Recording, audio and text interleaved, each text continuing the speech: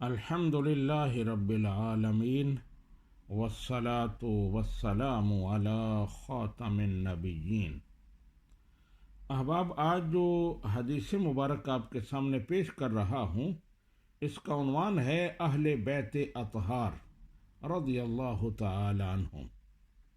حضرت زید بن ارقم رضی اللہ تعالی عنہ بیان کرتے ہیں کہ مکہ اور مدینہ کے درمیان خم نامی ایک جگہ ہے، جہاں نبی کریم صلی اللہ علیہ وآلہ وسلم نے ہمیں ایک خطبہ دیا، جس میں آپ نے اللہ عز و جل کی حمد و ثنا کی اور پھر فرمایا، سنو، میں بھی ایک بشر ہوں اور قریب ہے کہ میرے رب کی طرف سے پیغام آ جائے اور میں اسے قبول کر لوں، یعنی موت کا پیغام آ جائے تو میں اسے قبول کر لوں۔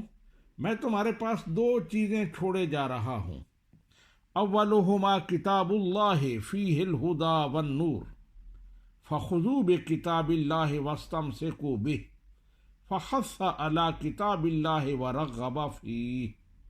ان میں سے ایک اللہ کی کتاب ہے جس میں ہدایت اور نور ہے، تم اللہ کی کتاب کو مضبوطی سے پکڑے رکھنا۔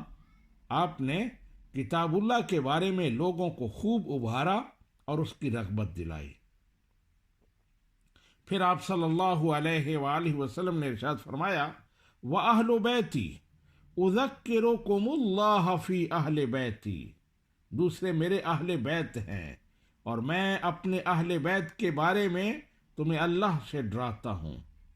یہ آپ صلی اللہ علیہ وآلہ وسلم نے 3 بار دہرایا، یعنی یہ جملہ آپ نے 3 بار ریپیٹ کیا۔ حضرت زید رضی اللہ تعالی عنہ سے پوچھا گیا کہ اہل بیت کون ہیں؟ کیا ازواج مطہرات بھی اہل بیت میں شامل ہیں؟ انہوں نے فرمایا، نساؤہ من اہل بیتہ، آپ کی بیویاں بھی اہل بیت میں شامل ہیں۔ پھر حضرت زید رضی اللہ تعالی عنہ نے فرمایا، اہل بیتہ من حرم الصدقۃ بعدہ، آپ کے اہل بیت میں ہر وہ شخص شامل ہے جس پر صدقہ حرام کیا گیا ہے۔ پوچھا گیا کہ کن پر صدقہ حرام ہے؟ تو حضرت زید رضی اللہ تعالی عنہ نے جواب دیا، ہم آل علی و آل عقیل و آل جعفر و آل عباس، وہ آل علی، آل عقیل، آل جعفر اور آل عباس ہے۔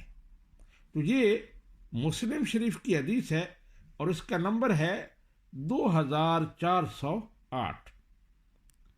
تو اہل بیت کرام، ان کو 2 شرف حاصل ہیں، ایک تو وہ نبی کریم صلی اللہ علیہ وآلہ وسلم کے صحابی ہیں اور دوسرے آپ کے گھر والے بھی ہیں، ایک نسبی تعلق بھی ہے۔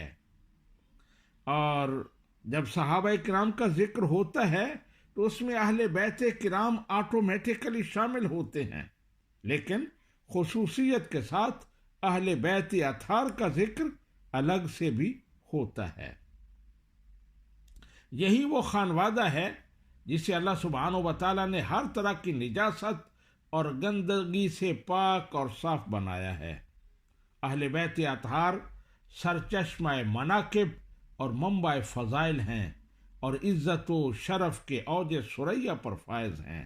اللہ سبحانہ و تعالی ہمیں صحابہ کرام اور اہل بیت کی محبت عطا فرمائے۔ وما علینا الا البلاغ۔